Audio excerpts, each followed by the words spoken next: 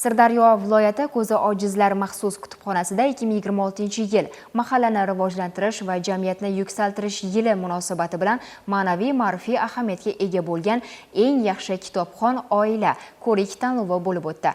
Tadbirdan ko'zlangan asosiy maqsad aholi, ayniqsa ko'zi ojiz va zaif ko'ruvchi fuqarolar o'rtasida kitobxonlik madaniyatini yuksaltirish, oilalarda mutolaa an'analarini keng targ'ib qilish, kitobga mehr va hurmat tuyg'usini yanada mustahkamlash hamda kitobxon oilalarni munosib rag'batlantirishdan iborat bo'ldi.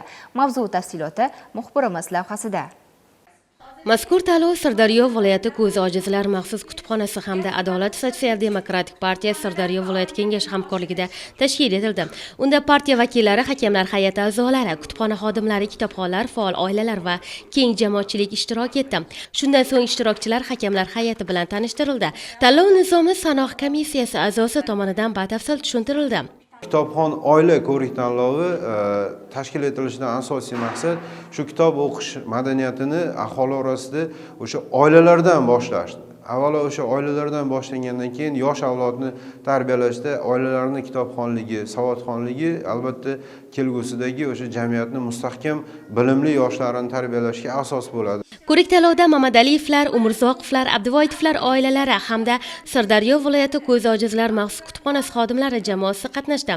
Tanlovning birinchi sharti o'zini tanishtirish bosqichida ishtirokchilar o'z oilalarining kitobxonlik an'analari, ma'naviy qadriyatlari va kitobga bo'lgan mehrini ijodiy chiqishlar orqali mazmunli va ta'sirchan tarzda namoyon etishdi. Hakamlar hay'ati ishtirokchilarning chiqishlarini belgilangan mezonlar asosida xolisona baholandi. Ikkinchi shart esa ishtirokchilarning bilim va dunyoqarashi sinovdan o'tkazildi. Har bir ishtirokchiga adabiyot, kitobxonlik va umumiy bilimlarga oid 5 tadan savol berilib, ularning javoblari munosib baholandi. Hakamlar hay'ati xulosasiga ko'ra, Abduvoyevlar oilasi 1-o'rin, Mamadaliyevlar oilasi 2-o'rin hamda Umurzoqovlar oilasi 3-o'ringa munosib deb topildi. G'olib va faol qatnashchilarga diplom, faxriy yorliq hamda esdalik sovg'alarini tantanali ravishda topshirildi. 1-o'rinni egalladik. Bundan xursandmiz. Bundan keyin yana ham kitobxonlikni ko'proq targ'ib qilishga, o'zimiz o'qishga, farzandlarimizga ham ko'proq o'qitishga, o'qittirishga harakat qilamiz.